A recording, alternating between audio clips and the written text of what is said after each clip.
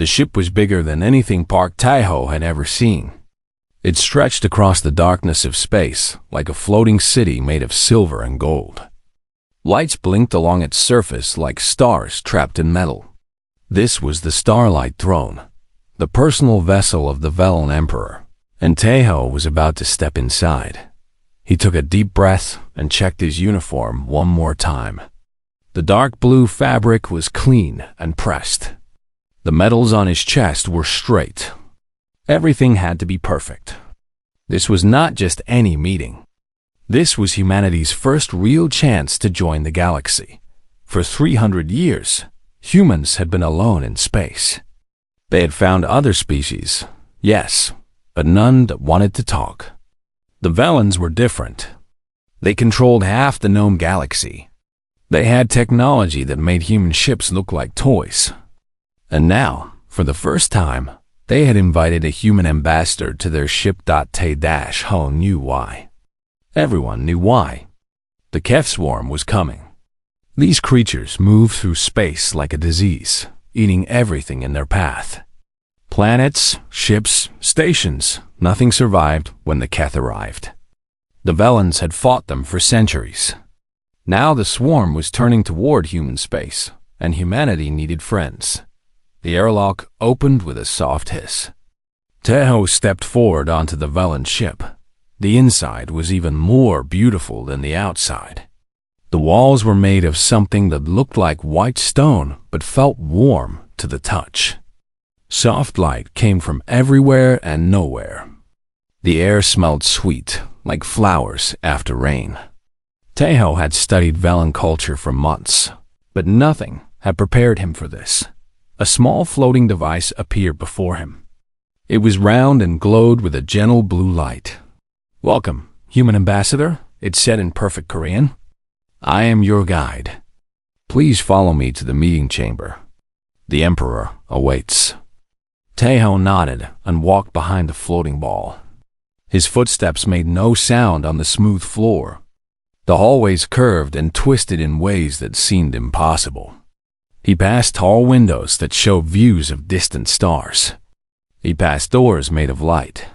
He passed Velen guards who stood like statues, their pale blue skin and 4 eyes watching him without expression.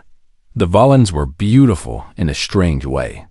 They were taller than humans, with thin bodies and long fingers. Their skin was the color of a winter sky, and their 4 eyes could see in all directions at once. They wore robes of flowing silver and gold. They moved like dancers, every step graceful and planned. Tae-ho felt clumsy next to them.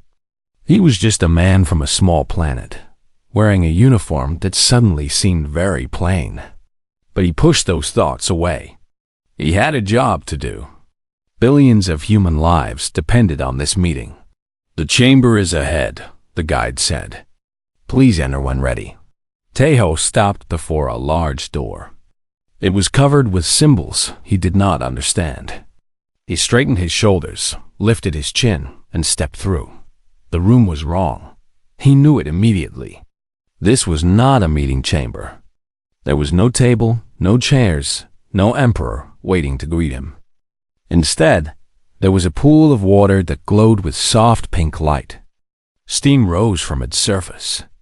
Plants with silver leaves grew along the edges. And in the center of the pool stood a Velen woman. She was naked. Her pale blue skin was wet and shining. Her long white hair floated on the water around her. Her 4 eyes, which had been closed in peaceful meditation, suddenly opened wide. For one terrible moment, they simply stared at each other. Then the princess screamed. It was not a human scream. It was a sound that seemed to shake the walls, a cry of shock and rage that hurt Tae-ho's ears. He stumbled backward, his hands raised, his mouth trying to form words that would not come. Guards burst through hidden doors on all sides. They were huge, much bigger than the Velens he had seen before. Their weapons hummed with deadly energy. Red lights flashed across their armor. "Stop!" One of them shouted. "Do not move, human." Tae-ho froze. His heart was beating so fast he could feel it in his throat. This was bad. This was very, very bad. He had studied Velen culture. He knew what this meant. Among the Velens, being seen without clothes by a stranger was the worst insult possible. It was not just embarrassing, it was a declaration of war. It meant the one who looked believed themselves to be superior, to be a conqueror, to be a master over the one who was seen. He had just committed this crime against a princess of the empire. The princess had wrapped herself in a robe that appeared from somewhere. Her 4 eyes burned with fury, and something else, something that might have been fear. She pointed one long finger at Taiho. "How dare you?" she demanded. "How dare you enter my private chambers? How dare you look upon me?" I didn't," Taiho stammered. "The guide, it brought me here. I thought this was the meeting room. I swear, I did not mean." Silence. A new voice cut through the chaos. An old Velen swept into the room. His robes were black and covered with golden symbols. His face was lined with age, and his 4 eyes were cold as ice. This was High Advisor Morth, one of the most powerful beings in the Empire. "This is unforgivable," Morth said. His voice was calm, which somehow made it more frightening. "The human has committed Vishara, the violation of royal sanctity. The punishment is death." Taiho's blood went cold. Death. He was going to die here, alone on an alien ship, and everything humanity had hoped for would die with him. There would be no alliance. There would be no help against the Keth. His people would face the swarm alone, and they would lose. But even as fear gripped him, his mind was working. He remembered his training, his years in the military, his studies of alien cultures. He remembered something Yuna had told him once, a small detail about ancient Velen, customs that most people had forgotten. There was a way out. Maybe, if he was brave enough. If he was fast enough, he had 3 seconds to prevent a war. Taiho closed his eyes. He dropped to one knee, and in one smooth motion, he removed his diplomatic jacket and held it out toward the princess. His head bowed, his eyes still closed. "I offer my covering," he said, his voice steady despite his racing heart. "My eyes have seen nothing. I am stone. I am blind." The room went silent. No one moved. No one spoke. Even the weapons stopped humming. Taiho knelt on the cold floor, his jacket extended, his eyes shut tight. He did not know if this would work. He did not know if he had remembered the ritual correctly. He did not even know if the Velens still honored such old customs. All he knew was that he had just bet everything, his life, his mission, the future of his entire species, on a desperate gamble. And now all he could do was wait. The silence stretched on forever. Taiho kept his eyes closed, his knee pressing against the cold floor, his arm extended with the jacket. His muscles began to ache, but he did not move. He barely breathed around him. He could hear the guards shifting their weight. He could hear the soft rustle of robes. He could feel the heat of the weapon still pointed at his body. One wrong move, one wrong word, and he would be dead before he hit the ground. Princess Lyra stared at the kneeling human. Her 4 eyes blinked in confusion. She had expected him to run, to beg, to make excuses like a coward. Instead, he had done something impossible. He had performed the oath of Unseeing. This was an ancient ritual, so old that most Velens had never even heard of it. It came from a time before the Empire, when her ancestors were still fighting wars on their home world. Back then, if a warrior accidentally saw something sacred, they could offer their own covering and declare themselves blind. It was a way of giving back the honor that had been taken. But how could a human know such a thing? How could this strange creature from a distant world understand a custom that even Velen scholars had forgotten? "This is a trick," High Advisor Morth said. His voice was sharp with suspicion. "The human is trying to deceive us. He probably learned this from spies, from stolen records. It means nothing. It means everything, Princess Lyra whispered. She stepped forward, water dripping from her robe, and looked down at the kneeling human. His face was calm, his breathing slow. He did not look like a man who was scared. He looked like a man who had accepted his fate, whatever it might be. Slowly, carefully, she reached out and took the jacket from his hands. "You may open your eyes," she said. Teho looked up. The princess was holding his jacket, studying it with curiosity. The guards had not lowered their weapons, but they had stopped moving forward. That was something. "Stand," Lyra commanded. He stood. "Tell me, human," she said. "How do you know the oath of unseeing? Who taught you this?" Teho swallowed hard. This was the moment of truth. He could lie, could pretend that he had studied ancient Velen texts for years. But something told him that lying would only make things worse. These people valued honor. They would know if he spoke false words. "No one taught me," he admitted. "I did not know if it was the right thing to do. I only guessed."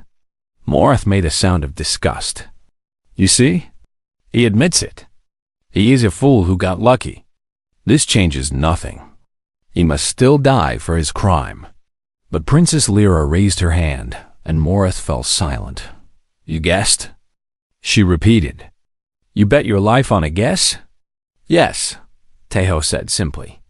"My cultural advisor told me that Velen society is built on honor. She told me that your people believe in balance, that when something is taken, something must be given back. So I gave back what I could. My covering for yours. My sight for your privacy." Lyra was quiet for a long moment. Then she did something that surprised everyone in the room, including herself. She laughed. It was a small laugh, soft and quick, but it was real. The guards looked at each other in confusion. Morath's face twisted with anger. "This is not a matter for amusement, princess," he said stiffly. "The human has violated sacred law. The emperor must be informed. Justice must be served." "Justice will be served," Lyra agreed. "But not here and not now. The human will be taken to guest quarters until my father decides his fate. No harm will come to him until then." "Princess, that is my command, advisor." Morath looked like he wanted to argue, but he knew better. Princess Lyra was young by Velen standards, only 200 years old, but she was still royalty. Her word was law in her own chambers. The guards lowered their weapons and stepped aside. Two of them moved to escort Teho out of the room. As he passed the princess, she spoke again. "Human," she said. "What is your name?" "Park Teho," he replied. "Ambassador of the United Earth Council." "Ambassador Park," she said, testing the words. "You are either the bravest being I have ever met, or the stupidest. I have not decided which." "Maybe both," Teho said with a small smile. Lyra's eyes widened slightly at his boldness. Then she nodded and waved for the guards to take him away. Far across the ship, in the small human shuttle still docked in the landing bay. Kim Yuna was watching everything through a security feed. Her hands were shaking. Her heart was pounding. She had seen the whole thing: the wrong door, the princess in the pool, the weapons aimed at her ambassador, and she had seen what Teho did. How did he know? She whispered to herself. How did he know about the oath? The answer came to her slowly, and when it did, she felt a strange mix of pride and fear. He did not know. He had guessed based on the fragments of information she had given him. He had taken a few pieces of a puzzle he could not see and somehow found the right shape. This was what humans did. They adapted. They improvised. When they did not have the right tool, they made one. When they did not have the right answer, they invented one. It was terrifying. It was beautiful. Lee Seung-ho, the security chief, appeared at her shoulder. He was a big man with a scarred face and calm eyes. He had been a soldier for 20 years before joining the diplomatic corps. "What do we do?" he asked quietly. "We wait," Yuna said. "There's nothing else we can do. The ambassador is in their hands now. And if they decide to kill him?" Yuna did not answer. She did not have an answer. Their little shuttle was no match for the Velen warship. If the Empire decided that Taeho must die, there was nothing any human could do to stop it. All they could do was hope. Hours passed. The humans waited in their shuttle, watching, worrying. Across the ship, Taeho sat alone in a small room that might have been a prison or might have been a guest chamber. The door was locked. The windows showed only stars. There was no way to know what was happening. No way to know if he would live or die. He thought about his family back on Earth. His mother, who had cried when he left for space. His younger brother, who had told him to be careful. He thought about all the people he would never see again if things went wrong. But he also thought about what those same people would face if he failed. The Keth Swarm was coming. Without allies, humanity would be destroyed. Every man, woman, and child on every human world would be consumed by the endless hunger of the swarm. He had not risked his life just for himself. He had risked it for them. For all of them. The door opened. Princess Lyra stood in the entrance, still wearing the robe from before. She was alone. No guards in sight. She stepped inside, and the door closed behind her. "The Emperor has called for a trial," she said. "You will be judged according to our laws. The charge is Vishara violation of royal sanctity." Taeho nodded slowly. "And the punishment for this crime?" "Death," Lyra said. "By molecular dissolution. Your body will be broken down into its smallest parts and scattered across space." Taeho closed his eyes for a moment. When he opened them again, they were steady. "Then I will face your trial," he said. "And I will accept whatever judgment comes." Lyra tilted her head, studying him with all four of her eyes. "You are strange, Ambassador Park," she said. "Most beings would beg for mercy. Most would try to escape. But you sit there like you have already made peace with death." "Maybe I have," he said. "Or maybe I just know that running would not help. Your ship is vast. Your guards are many. And even if I could escape, it would only prove what your people already believe about mine, that we are cowards who cannot be trusted. And what do you want my people to believe about yours?" Taeho met her gaze without flinching. "I want them to believe the truth," he said. "That humans make mistakes. That we are not perfect. But that when we make those mistakes, we face them. We do not hide. We do not run. We stand and accept the consequences, and we do whatever we can to make things right." Lyra was silent for a long time. "The trial begins tomorrow," she finally said.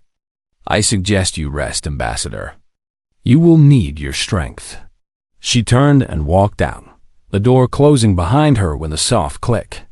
Taeho sat alone in the darkness, surrounded by stars, waiting for the morning that might be his last. The trial chamber was the largest room Taeho had ever seen. It stretched upward for what seemed like forever, the ceiling lost in shadows and soft light. Thousands of seats lined the walls, rising in circles like the inside of a great bowl, and every seat was filled with a Velen watching with four curious eyes. In the center of the chamber was a single platform. It floated in the air, held up by invisible forces, and on this platform stood Taeho, alone. He wore simple clothes now. His uniform had been taken. A plain white shirt, plain white pants, nothing more. He was barefoot. The Velens believed that the accused should come before judgment stripped of all signs of rank or power. Only the person remained, nothing else. Above the platform, on a throne of crystal and light, sat Emperor Van. He was ancient, even by Velen standards, over 1,000 years old. His skin was darker than the others, almost purple. and his 4 eyes burned with a wisdom earned through centuries of rule. He did not speak. He only watched. To his right sat Princess Lyra. She had changed into formal robes of silver and blue. Her face showed no expression, but Taeho noticed that she had not looked away from him since he entered the chamber. To the left of the Emperor stood High Advisor Morath. He was smiling, and it was not a kind smile. "The trial of the human ambassador Park Taeho will now begin," a voice announced. It came from everywhere and nowhere, filling the vast chamber. "The charge is Vishara, violation of royal sanctity. High Advisor Morath will speak for the prosecution. The accused has refused legal representation and will speak for himself." A murmur went through the crowd. Refusing representation was rare. It meant the accused was either very confident or very foolish. Looking at the small humans standing alone on the floating platform, most of the Velans assumed it was the latter. Morath stepped forward. His black robes swept across the floor, and his voice was smooth as oil. "My Emperor, my Princess, honored citizens of the Empire," he began. "We are gathered here to judge a crime so ancient and so terrible that many have forgotten it exists. Vishara, the violation of royal sanctity. The deliberate intrusion upon a member of the royal family in their most private and vulnerable state." He pointed at Taeho. This human entered the private bathing chambers of Princess Lyra. He looked upon her unclothed form. He violated her sanctity and, through her, the sanctity of the entire royal house. This is not a minor offense. This is not a misunderstanding. This is an attack on everything our empire holds sacred. The crowd murmured in agreement. Taeho remained still, his face calm. "But this crime is not just about what happened in that chamber," Morath continued. "It is about what this human represents. It is about what all humans represent." He waved his hand, and images appeared in the air above the platform. Images of Earth. Images of human history. "Look at their world," Morath said. "A planet scarred by war after war. They killed each other for centuries over land, over resources, over ideas. They destroyed their own environment, poisoned their own air and water. They built weapons capable of ending all life on their world, and they nearly used them. The images changed. Battles, explosions, cities burning. This is the species that now asks for our alliance." Morath said, his voice rising. "This is the species that claims to want friendship and peace. But can we truly believe them? Can we trust beings who cannot even trust each other?" He turned back to Taeho. "The accused claims his intrusion was an accident. He claims the navigation system led him to the wrong room. Perhaps this is true. But I ask you, does it matter? An accident caused by a human is still caused by a human. Their mistakes, their chaos, their disorder, these are not bugs in their nature. They are features. They cannot be fixed or removed. They are what humans are." Morath folded his hands before him. "The prosecution asks for the traditional punishment for Vishara. Death by molecular dissolution. Let this serve as a message to all species who would dare to disrespect the Empire. Let this show the galaxy that Velan honor is not to be trifled with." He stepped back, and silence fell over the chamber. The Emperor's voice was deep and slow, like stones rolling down a mountain. "The accused will now speak." Taeho stepped forward on the floating platform. He looked up at the thousands of eyes watching him. He looked at Morath's satisfied smile. He looked at the Emperor's ancient face. And he looked at Princess Lyra, who was watching him with an expression he could not read. He took a breath and began. "Everything the High Advisor has said is true." A wave of surprise went through the crowd. Even Morath looked startled. This was not how the accused usually began their defense. "Humans are violent," Taeho continued. "We have fought wars without number. We have killed each other for reasons that, looking back, seem foolish and small. We have damaged our world, hurt our children, and made countless mistakes that can never be fixed. He paused, letting the words settle, but that is exactly why we learned. He began to walk in a slow circle on the platform, his voice growing stronger. Your species is old, Emperor. Your civilization has existed for tens of thousands of years. You have achieved wonders that humans can barely imagine. But you had time. You had space.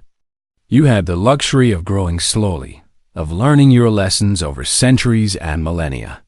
He stopped and looked directly at the Emperor. We did not have that luxury. Humans evolved on a single small planet, crowded together, fighting for every scrap of food and land. We made all our mistakes at once, all piled on top of each other. We had to learn fast or we would have destroyed ourselves completely. His voice softened. And we almost did. Many times we almost did. But something always stopped us. Not wisdom, we are not wise. Not patience, we are not patient. Something else. Something harder to define. He searched for the right words. Hope, maybe? Or stubbornness. The refusal to give up, even when giving up would be easier. Even when every logical analysis says that there is no way forward, that the problem is too big, that the enemy is too strong, we keep trying. We adapt, we evolve. Not because we are better than other species, but because we have failed so many times that failure became our greatest teacher. He turned to face Princess Lyra. What happened in your chambers was an accident. I did not mean to intrude. I did not mean to see you. The navigation system made an error, and I walked through the wrong door. That is the truth. He knelt on the platform, his head bowed. But I understand that truth does not erase harm. My intent was innocent, but my impact was real. You were violated. Your sanctity was broken. And for that, I am truly sorry. He looked up again. The High Advisor asks for my death.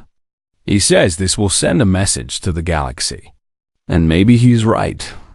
Maybe killing me will show everyone that Velen honor is absolute, that no insult will be tolerated.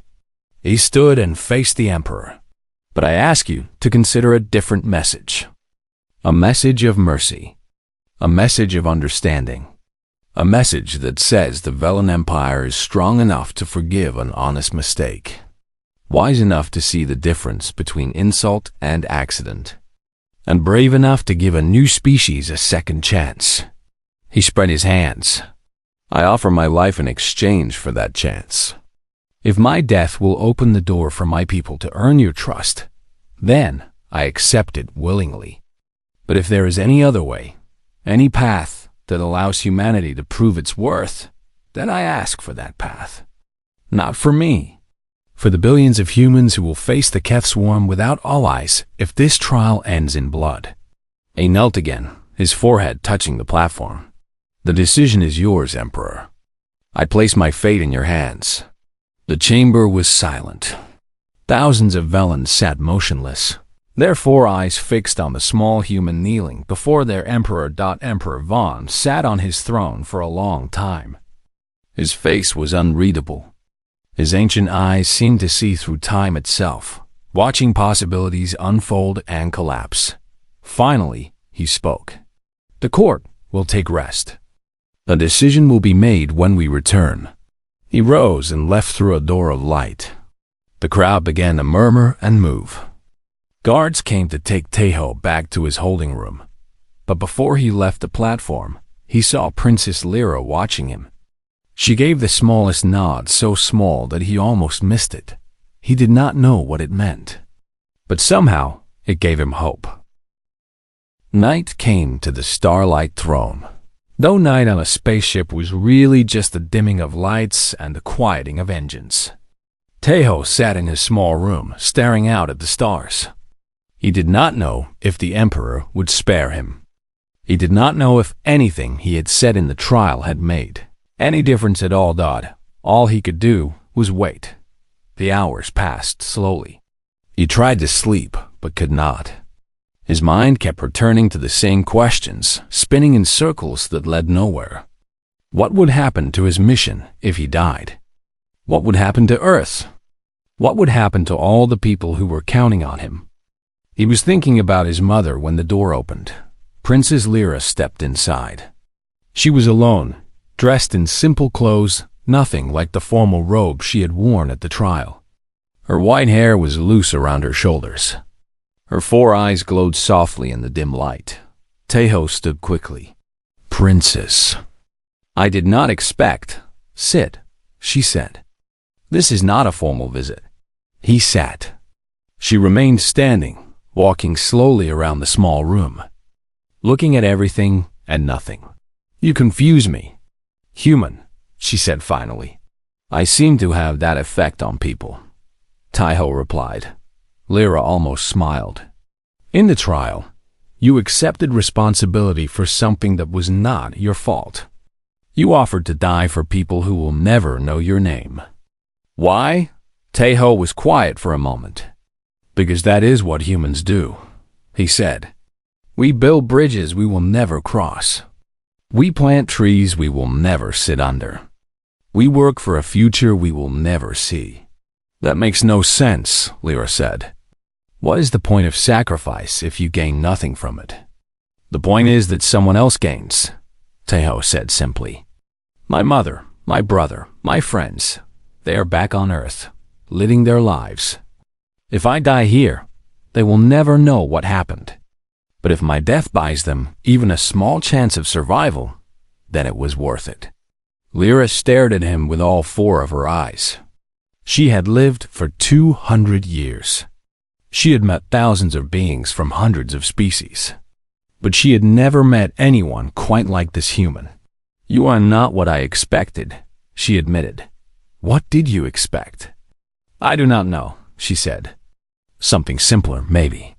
Something easier to understand. Your species is so young, so small, so weak compared to the powers of the galaxy. I expected you to be afraid, to beg for mercy, to try to bargain or lie or escape." She sat down across from him, her 4 eyes meeting his 2. "Instead, you stand before the Emperor and tell him that humans are violent and flawed. You admit every mistake your species has ever made. And then you ask not for yourself, but for your people. It is," she searched for the word, "unexpected. Is that good or bad?" Tejo asked. "I have not decided yet." They sat in silence for a moment. Outside the window, a distant star pulsed with soft light. "I came to tell you something," Lyra said at last. "Something that very few beings know." Tejo waited. "The Keth swarm is closer than anyone has announced," she said. "Our outer colonies have already been attacked. We have lost 3 star systems in the past month. The Empire is strong, but we are stretched thin. Too many enemies, too many borders, not enough ships." Her voice dropped to almost a whisper. "We need allies. We need new ideas, new strategies, new ways of thinking. Our old methods are not working against the swarm. They adapt too quickly. They learn too fast. Every time we find a weakness, they change and the weakness disappears." She looked at Tejo with something like respect. "In the trial, you spoke of human adaptability. You said that failure was your greatest teacher, that your species learns by making mistakes and surviving them." "That is true," Tejo said. "Then perhaps that is what we need," Lyra said. "Not stronger weapons or bigger ships. We have those already. What we need is a species that can think differently, that can fail and learn and adapt faster than the enemy." Tejo's heart began to beat faster. "Are you saying—" "I am saying that I will speak for you," Lyra said. "Tomorrow, when the court returns, I will invoke an ancient law, the right of the witnessed. As the one who was wronged, I alone have the power to decide your punishment. And what will you decide?" Lyra stood and walked to the window, her back to him. "There is a position in our court called the liaison of understanding. It has not been used in centuries. The liaison serves as a bridge between the Empire and a new species, living among us, learning our ways, teaching us theirs. She turned back to face him. I will demand that you serve as my personal liaison for 1 Velen year. During that time, you will work with me on matters of diplomacy and defense. You will prove, through your actions, whether humanity is worthy of alliance. Taeho rose to his feet. Princess, I do not know what to say. Say nothing, she replied. This is not a gift. It is a test. If you fail, if you prove that humans cannot be trusted, you will still die. The execution will simply be delayed. I understand. Good.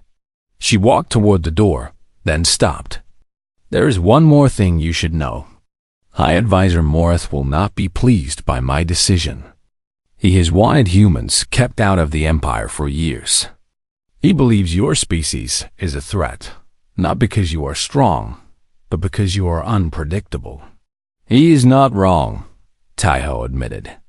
We are unpredictable, even to ourselves. Perhaps that is what makes you valuable, Lyra said. The galaxy is full of species who do what is expected, who follow patterns and rules and traditions. But the Keth do not follow patterns. They change. They evolve. They surprise. She met his eyes one last time. Perhaps it takes something unpredictable to defeat something unpredictable. She left, and the door closed behind her. Taeho stood alone in the darkness, his mind racing. He was going to live. For now, at least. He had a chance to prove humanity's worth, but he knew the challenge ahead was enormous. He would be living among aliens who viewed his species with suspicion and fear. He would be working for a princess who could have him killed at any moment. And somewhere in the shadows, High Advisor Morath was waiting for him to fail. He looked out at the stars. So many stars, so many worlds. So many beings who had never heard of Earth or humans or the small blue planet that had somehow produced a species foolish enough to hope. He thought about what Lyra had said, that maybe unpredictability was valuable. That maybe the very things other species saw as weaknesses, the chaos, the disorder, the refusal to follow rules, were actually strengths in disguise. He did not know if that was true. He did not know if humans could really make a difference in a galaxy full of ancient empires and terrible threats. But he was going to try. He was going to fail and learn, and adapt and try again. That was what humans did. That was what humans had always done. From the first cave paintings to the first cities, from the first ships to the first stars, humans had stumbled forward through history, making every mistake possible and somehow surviving anyway. And if one small human could survive the courts of an alien empire, then maybe, just maybe, the rest of humanity could survive. Taeho smiled in the darkness and waited for morning. Tomorrow, everything would change. 6 months passed. Taeho worked alongside Princess Lyra every day. He learned the ways of the Velen court, its politics, and its secrets. He studied their language, their customs, their history. Kim Yuna joined him as cultural advisor, helping to bridge the gap between species. Lee Seung-ho commanded a small team of human security officers who trained with Velen guards. It was not easy. Many Velens still looked at the humans with suspicion. High Advisor Morath watched every move they made, waiting for a mistake, a failure, anything that could be used against them. There were assassination attempts, 3 of them, though no one could prove who was behind them. But slowly, things began to change. The Velens saw how the humans worked. They saw how Taeho could find solutions to problems that had defeated the smartest Velen minds. Not because he was smarter, he was not, but because he thought differently. He asked questions that no one else thought to ask. He made connections that no one else could see. When a supply crisis threatened the outer colonies, Taeho suggested a system of shared resources that seemed obvious to humans, but had never occurred to the Velens. When negotiations with a minor species fell apart, Kim Yuna found a cultural bridge that saved the alliance. When an enemy tried to infiltrate the palace, Lee Seung-ho caught them using methods that the Velen guards had never considered. One by one, the humans proved their worth, but the real test was still coming. The cat swarm had been growing stronger. Reports came in every week of another fallen world, another destroyed fleet. The creatures were relentless. They did not negotiate. They did not rest. They simply consumed, growing larger and more powerful with each victory dot. And now they were heading for the heart of the empire. The attack came without warning. Taeho was in a meeting with Lyra when the alarms began to scream. Red lights flashed through the palace. Soldiers ran through the halls. Voices shouted orders in Velen that Taeho could now understand perfectly. "The Keth," Lyra said, her face pale. "They are here. At Vara Station, our largest military base." They rushed to the command center, a vast room filled with floating screens and holographic displays. Emperor Vaughn was already there, surrounded by his admirals and generals. The images on the screens showed Chaos Velen ships burning, stations exploding, the dark shapes of Keth vessels swarming through space like insects. "They came from a hidden route," one admiral reported, his voice shaking. "We did not see them until they were already inside our defenses. We are losing ships faster than we can replace them." "Their tactics have changed again," another said. "They are not attacking in formation. They are scattering, hitting us from all directions at once. We cannot predict their movements." Emperor Vaughn watched the screens in silence. His ancient face was calm, but his four eyes held a deep sadness. "How many civilians at the station?" he asked quietly. 50,000, came the answer. "Mostly families of the soldiers. Women, children, elderly. And our fleet? Being destroyed. At current rates, we will have no ships left within the hour. And once the fleet falls, the station falls. And everyone on it dies." The room was silent. Every Velen face showed the same expression: defeat. They had fought the Keth for centuries. They had won many battles. But this time, the enemy had found a way to beat them, and no one knew what to do. Taeho stepped forward. "Let the humans lead," he said. Every head in the room turned to look at him. High Advisor Morith laughed. "The humans? Your little fleet of outdated ships? What could you possibly do that our great armada cannot?" "Something different," Taeho said. "Something unexpected." He turned to the Emperor. "Your admiral is a brilliant Emperor. Your strategies have been studied across the galaxy. But that is exactly the problem. The Keth have learned your patterns. They know how you think, how you fight, how you react. That is why they keep winning." He pointed at the chaos on the screens. "We do not have patterns. We do not have centuries of tradition telling us how to fight. All we have is creativity, stubbornness, and a really strong desire not to die. Let us try." Emperor Vaughn studied the human for a long moment. Behind him, his admirals whispered in protest. This was madness. This was insulting. This was, "Do it," the Emperor said. The room went silent. "Let the humans command the counterattack," Vaughn continued. "Our methods have failed. Perhaps theirs will not." Morith's face twisted with fury, but he said nothing. The Emperor had spoken.